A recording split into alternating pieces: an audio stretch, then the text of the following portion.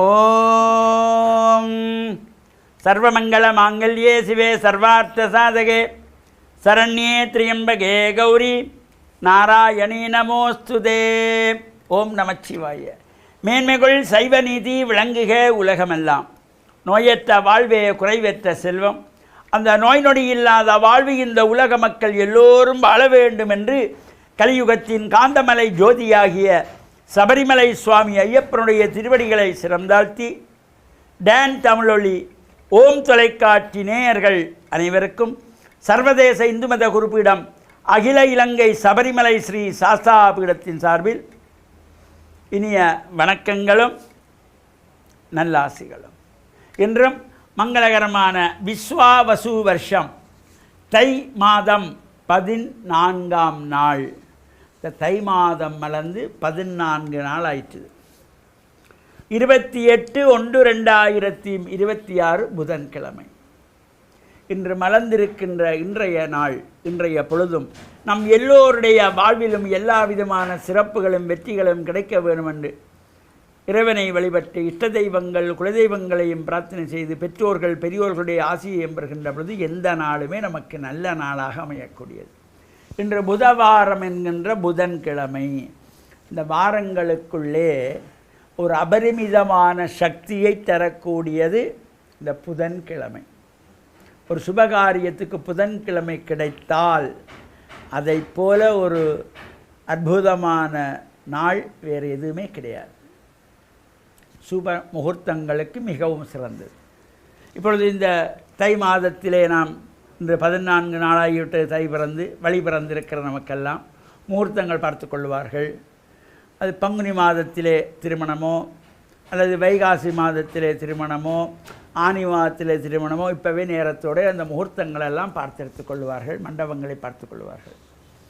அவ்வாறு எடுக்கப்படுகின்ற பொழுது இந்த முகூர்த்தங்கள் ஒரு திருமணம் என்கின்ற பொழுது அந்த பெண்ணுக்கும் மாப்பிள்ளைக்கும் பொருந்தக்கூடிய நாளாக அந்த முகூர்த்தத்தை பார்த்து கொள்ள வேண்டும். நமக்கு விடுமுறை நாள் என்பதற்காக முகூர்த்தம் எடுப்பதல்ல. இந்த ஆயிரங்காலத்து பயிர் என்பார்கள் திருமணம் என்பது. எனவே இந்த தம்பதிகள் சந்தோஷமாக வாழ வேண்டும், எல்லா விதமான செல்வங்களையும் பெற வேண்டும், குழந்தை செல்வங்கள் கிடைக்க வேண்டுமா, நல்ல முகூர்த்தத்திலே அந்த திருமணம் நடைபெற வேண்டும். இப்போ பொதுவாக முகூர்த்தங்கள் கூட சரியாக எடுத்து விடுவார்கள். 3 மாதம் 6 மாதம் 1 வருஷத்துக்கு முன்னாடியே முகூர்த்தத்தை எடுத்துக்கொள்வார்கள். ஆனால் முகூர்த்தம் அன்றைக்கு காலதாமதமாகி ஏதோ ஒரு காரணத்தினாலே மாப்பிள்ளை வருவதற்கு தாமதமாகி இருக்கிறது. அங்கே அவசரமாக திருமணத்திலே அந்த சடங்குகளை எல்லாம் குறைத்து கொள்வார்கள். நேரமாயிட்டது, தாலி கட்டணும், மடியிலே சாரியை கொடுத்து கூரைச்சாரியை மடியிலே கொடுத்து அந்த தாலியை கட்டச் சொல்வார்கள். தவறு. அந்த பெண்ணுக்கு வாழ்க்கையிலே ஒரே ஒரு தடவை மணப்பெண்ணாக அந்த அலங்காரம் அந்த கூரைப்புடவை உடுத்தி வருவது. அவசரமாக மடியிலே கூரைப்புடைய வச்சுட்டு தாலியை கட்டுங்க என்பார்கள். அவ்வாறு செய்யக்கூடாது. அந்த வாழ்க்கையிலே அந்த பெண் அந்த கூரை உடுத்தி வருவது ஒரு நாள் தான். அதற்கு கூட பல பேருக்கு கொடுத்து வைக்கிறதில்லை. இதை பெற்றோர்களும் சிந்திப்பதில்லை. பெற்றோர்கள் கவனத்தில் கொள்ள வேண்டும். 3 மாதம் 6 மாதம் 8 மாதத்துக்கு முன்னாடியே நாள் பார்க்கிறீர்கள். அந்த திருமணத்தை ஒரு மணி நேரத்தை ஒழுங்காக கவனிக்க முடியாமல் செல்லுகின்றது. சடங்குகள் எல்லாம் ஒழுங்காக செய்யப்பட வேண்டும். தானாதிகள் ஒழுங்காக கொடுக்கப்பட வேண்டும். பெற்றோர்களை அந்த பொண்ணும் மாப்பிள்ளையும் பாத பூஜை பண்ணி வணங்க வேண்டும். அந்த கூரைப்புடவையை கொடுத்து அந்த பெண் சென்று உடுத்தி வர வேண்டும்.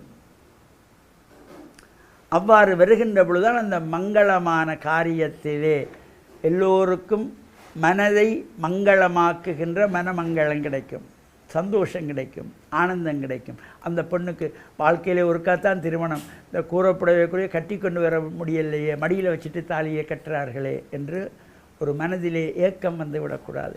திருமண நாளிலேயே அவ்வாறு ஒரு கவலை வரக்கூடாது.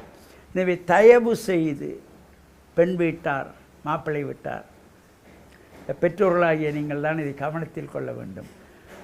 கூரைப்புடவை என்பது வாழ்க்கையில் ஒரே ஒரு தடவை தான் அந்த பெண் உடுத்தி வர வேண்டும், உடுத்தி வருவாள்.